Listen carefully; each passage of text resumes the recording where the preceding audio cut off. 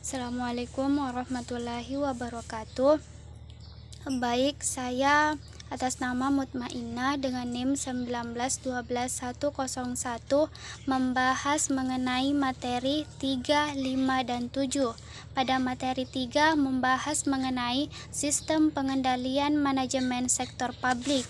Kemudian pada materi 5 membahas mengenai teknik akuntansi keuangan sektor publik, dan pada materi 7 membahas mengenai analisis investasi publik. Untuk pertemuan ketiga, yakni membahas mengenai sistem pengendalian manajemen sektor publik. Perlu diketahui terlebih dahulu bahwa pengendalian manajemen meliputi beberapa aktivitas, yakni perencanaan, koordinasi, komunikasi, pengambilan keputusan, motivasi pengendalian, dan penilaian kinerja. Untuk tipe pengendalian manajemennya sendiri terdiri dari 3 bagian, yakni pertama, pengendalian preventif atau biasa dikenal dengan preventive control.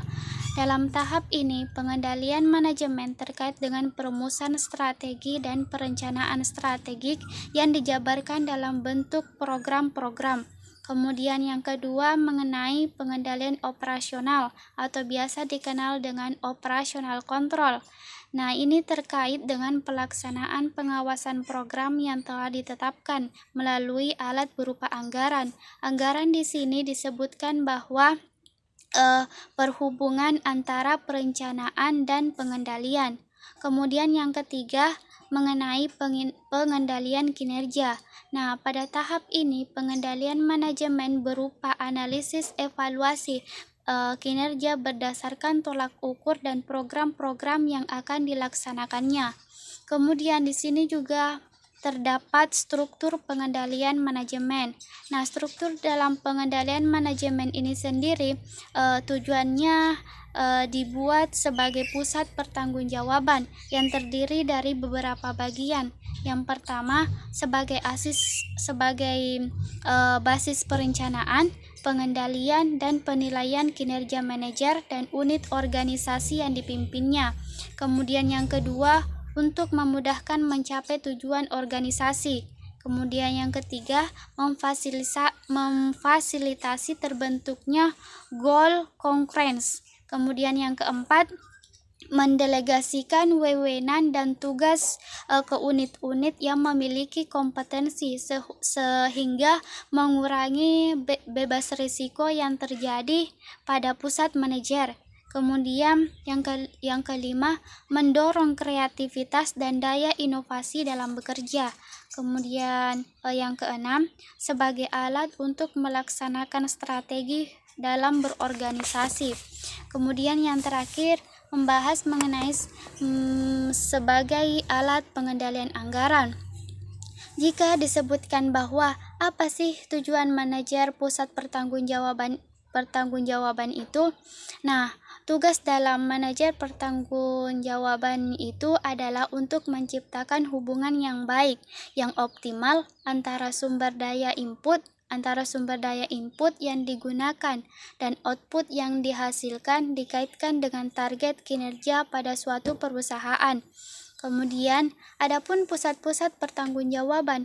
Pusat-pusat pertanggungjawaban ini juga terdiri dari beberapa bagian, yakni 4 bagian.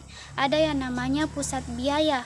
Pusat biaya sendiri di sini dijelaskan sebagai pusat pertanggungjawaban yang memiliki prestasi manajernya dinilai berdasarkan biaya-biaya yang telah dihasilkan atau biaya-biaya yang telah dikeluarkannya.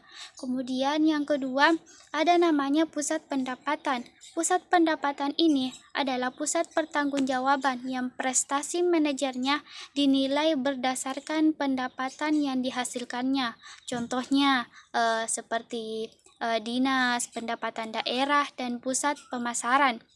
Kemudian yang ketiga ada namanya pusat laba. Pusat laba di sini diartikan sebagai penandingan input atau expense dan revenue dalam suatu moneter atau contohnya seperti BUMN, objek pariwisata, dan lain sebagainya. Kemudian yang keempat ada namanya pusat investasi. Apa sih itu pusat investasi? Pusat investasi adalah pusat pertanggungjawaban yang prestasi manajernya dinilai berdasarkan laba yang dihasilkan dikaitkan dengan investasi yang ditanamkan pada pusat pertanggungjawaban yang nantinya akan dipertanggungjawabkan oleh seorang pimpinan. Contohnya seperti Departemen Riset dan Pengembangan dan Balitbank. Kemudian Departemen Anggaran sendiri memiliki fungsi. Fungsinya itu untuk menetapkan prosedur dan formulir persiapan anggaran, kemudian mengkoordinasi dan membuat asumsi sebagai dasar anggaran, bahwasanya ini anggarannya segini, ini anggarannya sekian. Misalnya asumsi tingkat inflasi, nilai tukar, harga migas, dan lain-lain.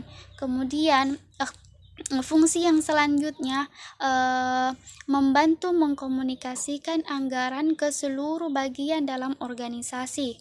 Kemudian ada juga menganalisis anggaran yang diajukan dalam membuat rekomendasi kepada budgeter dan manajer pusat pertanggungjawaban. Kemudian menganalisis kinerja anggaran yang dilaporkan. Kemudian yang terakhir menyiapkan revisi anggaran jika diperlukan.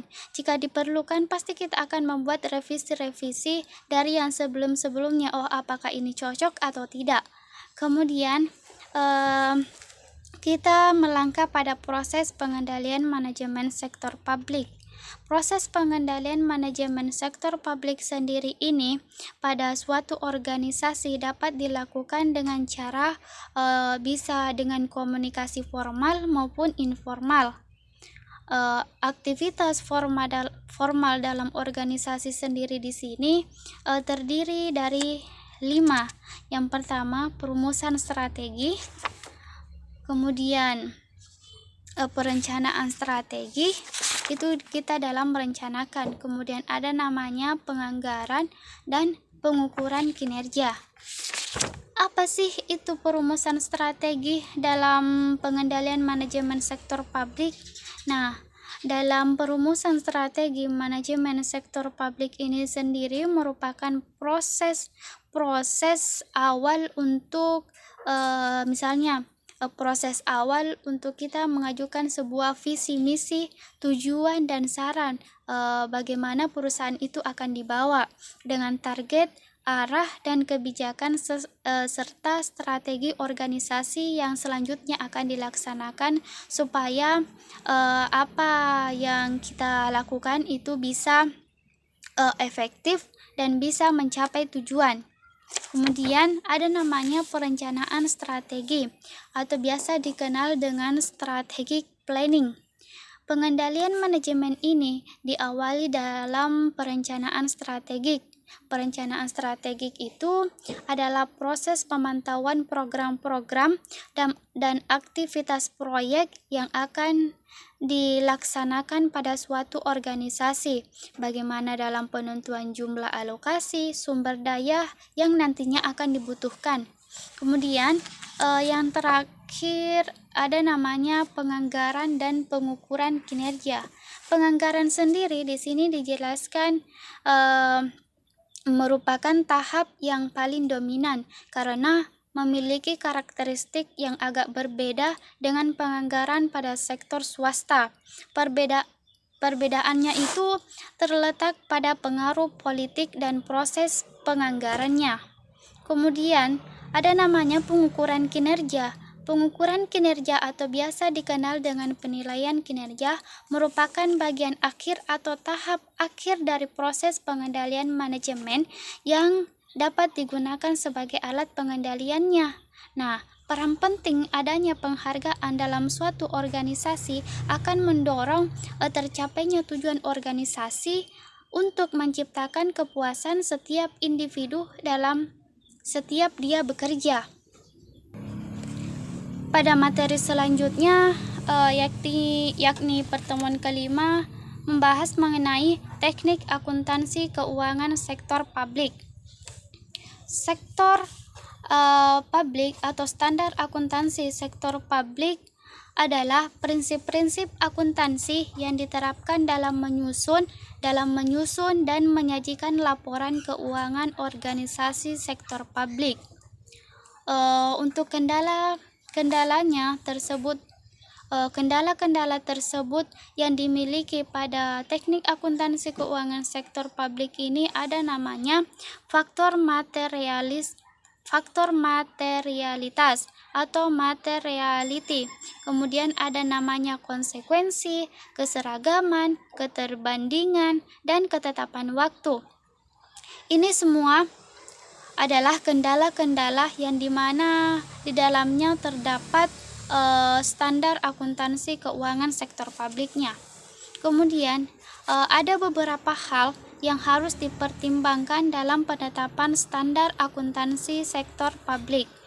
Ada namanya standar memberikan dokumen tentang informal yang harus disajikan dalam laporan keuangan, baik itu dalam posisi keuangan, kinerja, dan aktivitas sebuah organisasi pada seluruh penggunaan informal.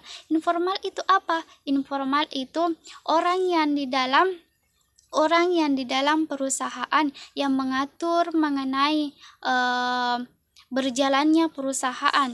Kemudian ada namanya standar memberikan petunjuk dan aturan tindakan bagi auditor yang memungkinkan pengujian secara hati-hati dan independen saat menggunakan keahlian dan integritas dalam mengaudit laporan suatu organisasi.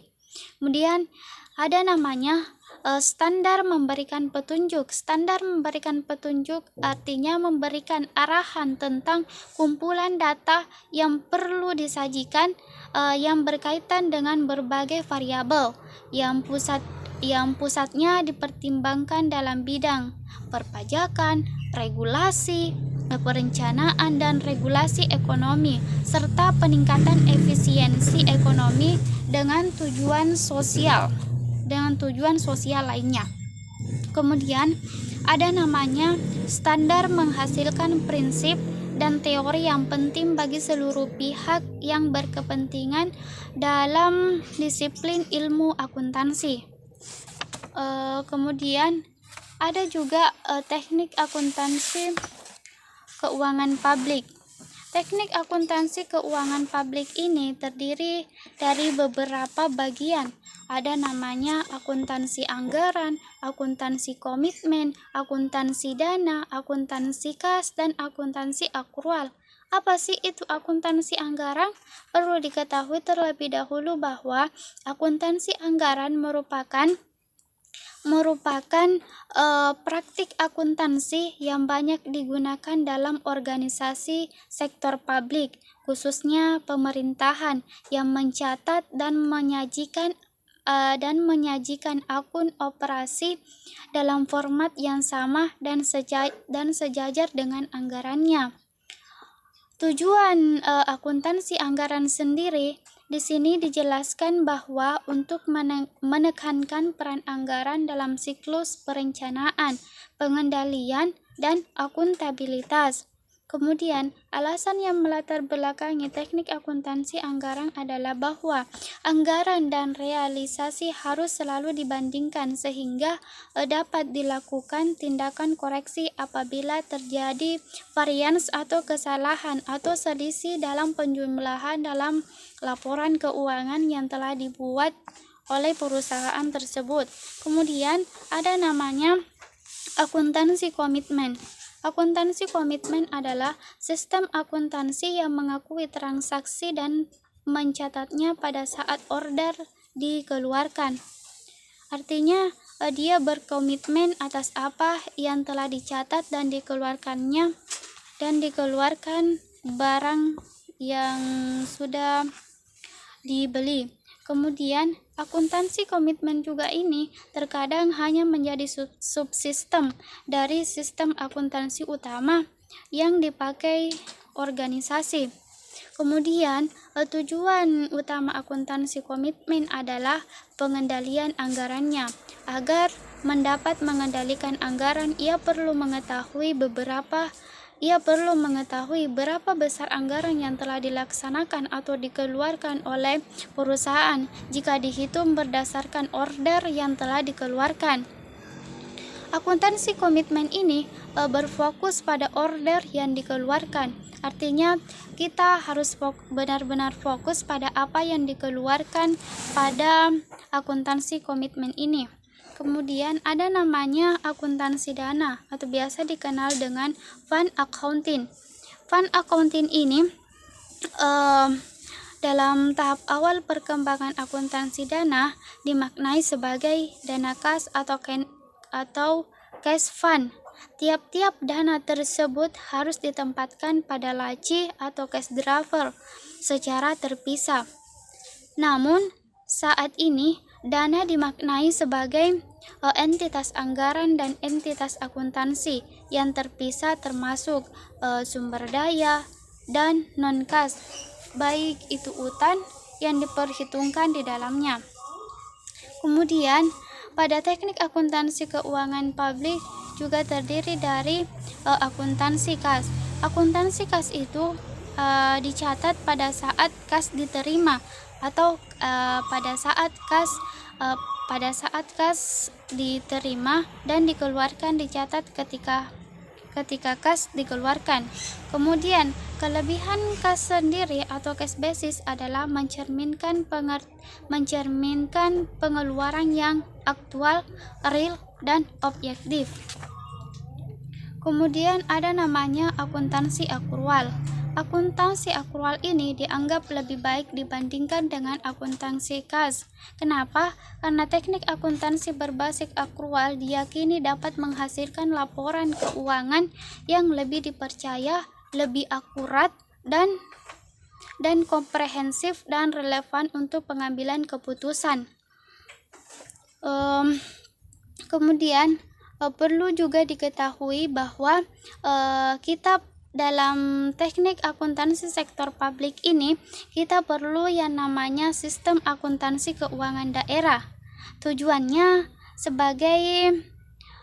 dari sistem akuntansi pemerintah daerah ini menurut Abdul Halim 2004 halaman 28 ada namanya pertanggungjawaban atau biasa dikenal dengan accountability and stewardship.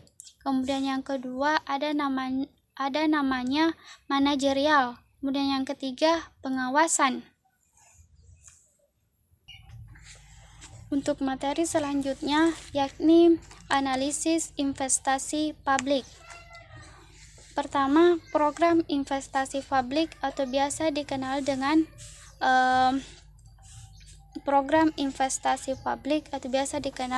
penanaman saham.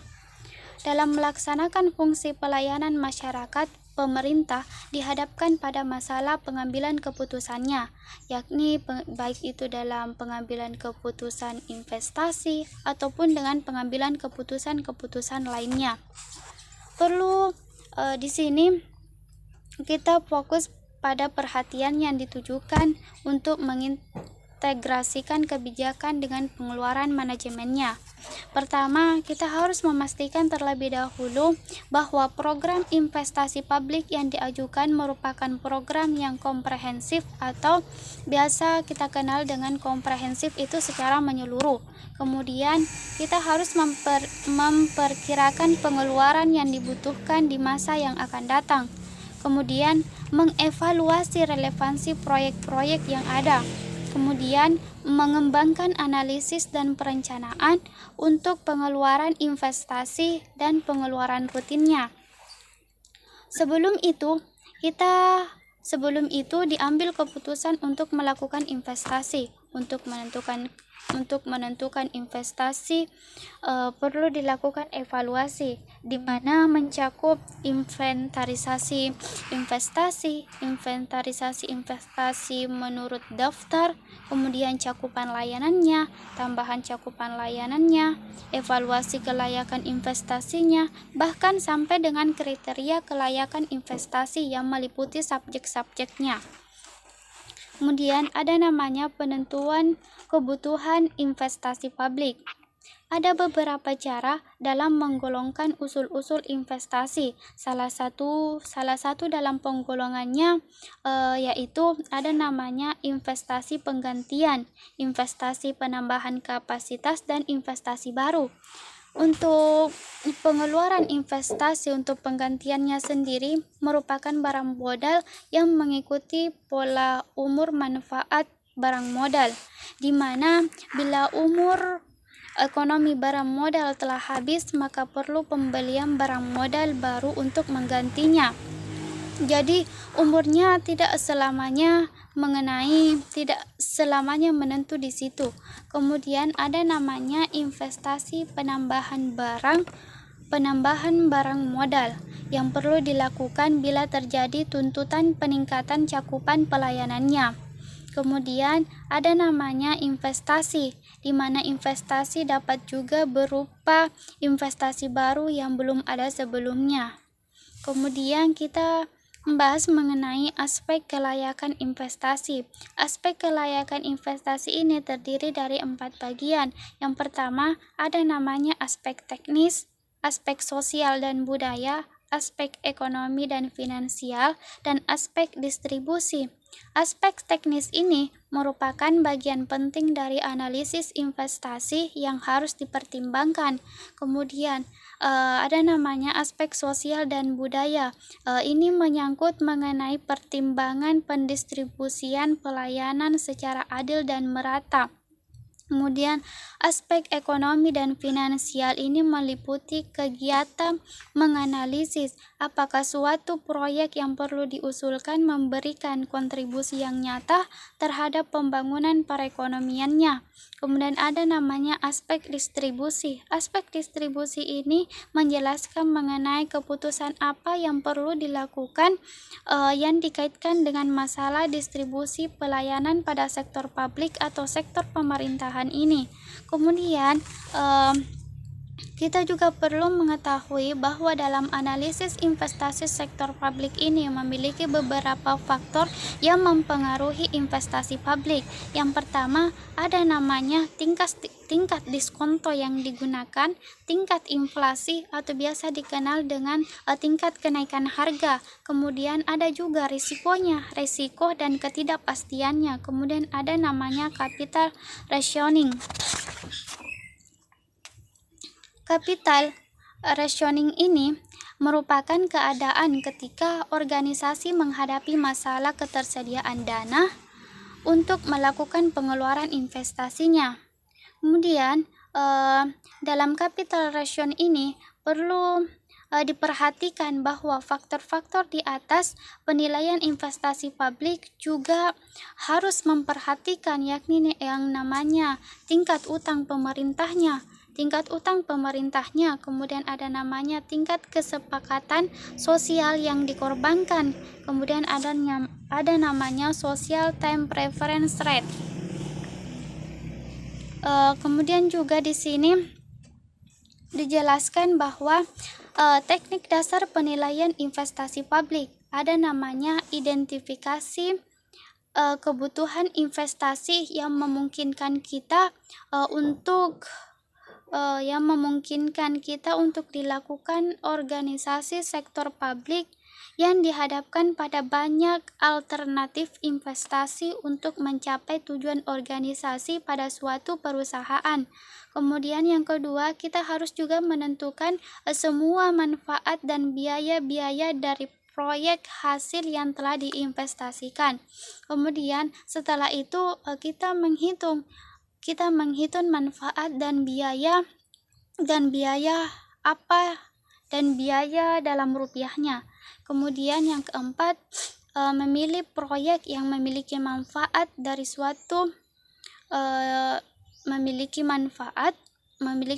terbesar dari efektivitas biaya yang tinggi. Terkadang kita juga menemukan beberapa teknik dalam penilaian investasi.